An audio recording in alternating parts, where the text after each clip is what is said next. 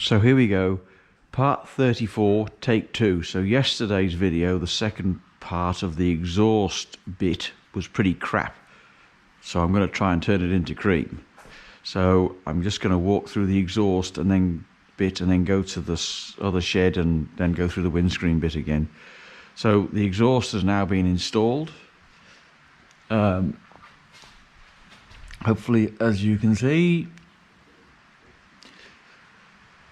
And the way that I did this was I took the exhaust manifold off, I mounted the front pipe onto the exhaust manifold, then dropped it from below straight underneath, put a bit of toweling on here to prevent any damage to the paint, and it just dropped straight in and then underneath. Then I supported it on this bracket here and tightened it all up top. Left the bolts loose so that I can move the pipe around a bit to get it in the centre. So obviously new studs, new gaskets, everything's new. So then I positioned it here, just tried to get it in much in the middle as I could. Same again here. And then I came across a little bit of an issue here where I have a little bit too much tension on the rubber mounting. So I've yet to resolve that. And then when I get to put the tailpipe on, the tailpipe now hits the SPAC shock absorber. So you can see a little bit of a mark on there, and then you can see where the tailpipe hits underneath here because the SPAC's shock absorber is slightly longer than the lever shock absorbers were. So I'll mark the paint there.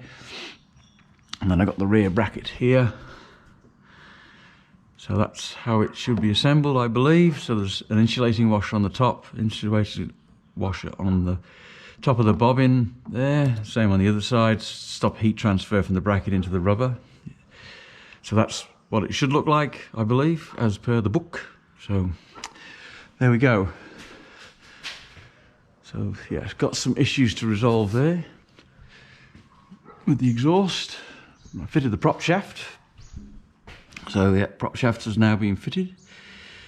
So my suggestion is to mount the first flange first, tighten all the bolts up. And the way I did that was I put a block of wood in here and then got the prop shaft as high up as I could into the tunnel.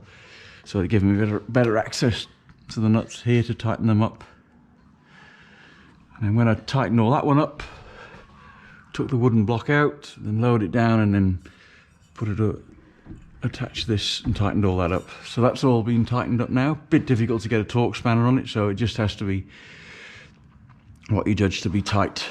Didn't get the greasable unis.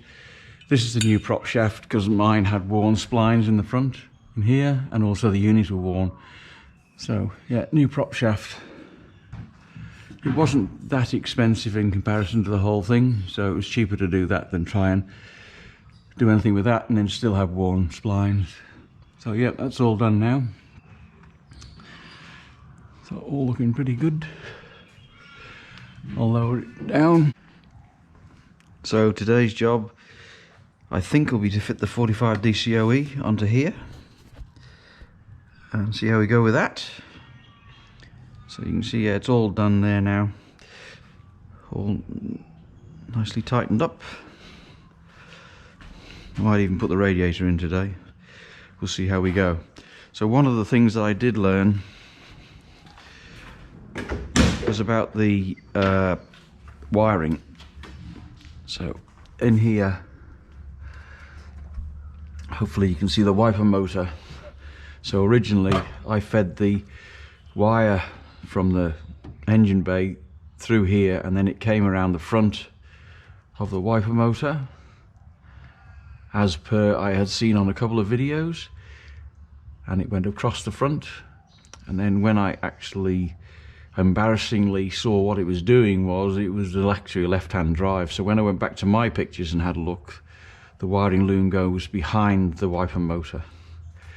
So I had a lot of fun with these two bolts from the wiper motor, trying to get those lined up. So I embarked upon that again, and what I've found is that this wire goes around the back of here because it interferes or possibly gets close to the back of the instruments. So anyway, that's all done now, so I'm glad that that's finished. All looks a bit better and a bit more satisfied with that.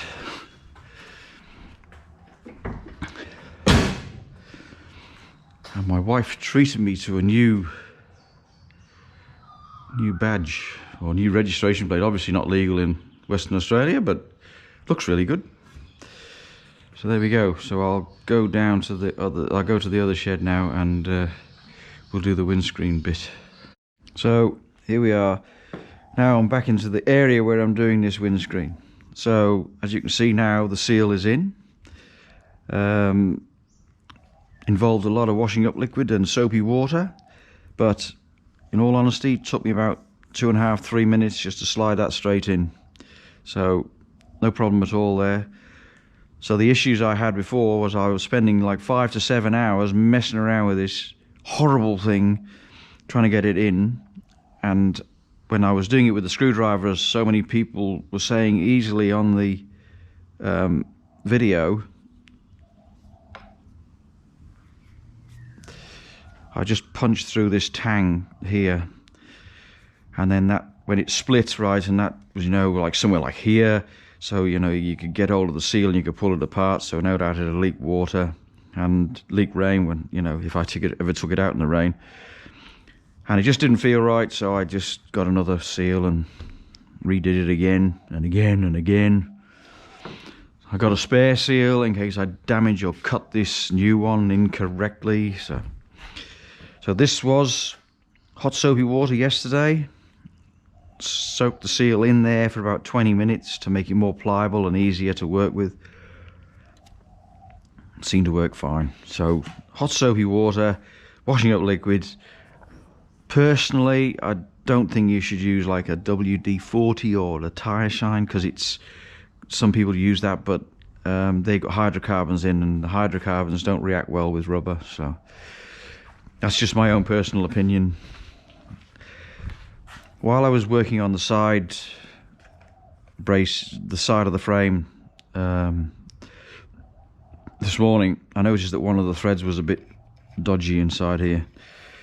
So I've now helicoiled these.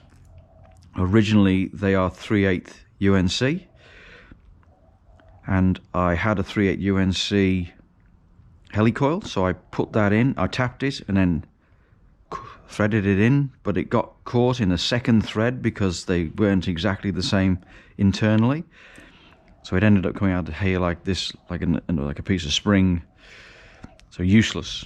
So I then had to go up to the next size, which I found was like a 10mm by 1.5 thread, so it's marginally bigger, but the bolts still go through the original washers, and you've still got plenty of hole play in the side of the frame in the car. So that's what I've gone with. I've got 4 conventional bolts as well, so I'll see which ones look the best and the easiest to work with when I actually get it back in the car. So I saw that a couple of the threads were a bit dodgy, so I've done all 4 now. So they've all been done. So that feels better, so easier to do it now than when the frame's built. So over here now, I've been working on this rubber seal that goes around the outside between it and between the glass and the frame. So you mark the center of the screen, so that when you put the frame together, all the bits go dead center, because the brackets have to be exactly right so that everything sort of goes together. This replacement screen is slightly smaller than the original, so I had to cut more rubber out of this seal, and you have to cut it equally on both sides of the center line, so you end up with these cutouts still in the same place, so they align with the brackets and the screws. So I've done it at the top. I cut the seal at the top, and then I used a gel glue to glue the 2 halves back together again, and it's worked well. So it's, you know, it's been strong enough, and it, you know, when I was trying to put this frame on initially, the corners were proving a bit challenging, especially in these sharp corners here. So I've now put some of this gel glue on the inside of the seal, around some of the areas that were a bit more challenging. So the top edge here and over there, because when you put the frame on, the rubber seal, especially if you've got soapy water on everything to try and make it all go together easily, all the rubber tends to fold on itself and get stuck inside the frame. So to try and make it all work easier, yeah, I used a bit of this gel glue. So this is the glue I used. It's Loctite Extreme Glue. No, I'm not affiliated to Loctite or anything. It's just a good glue and it works well. So it's a non-drip gel, so it doesn't drip everywhere either. So that's where I'm up to today. I think I'll attempt to put the windscreen together today. Might put the radiator in, and I might also do the 45 DCOE carburetor, put that on today.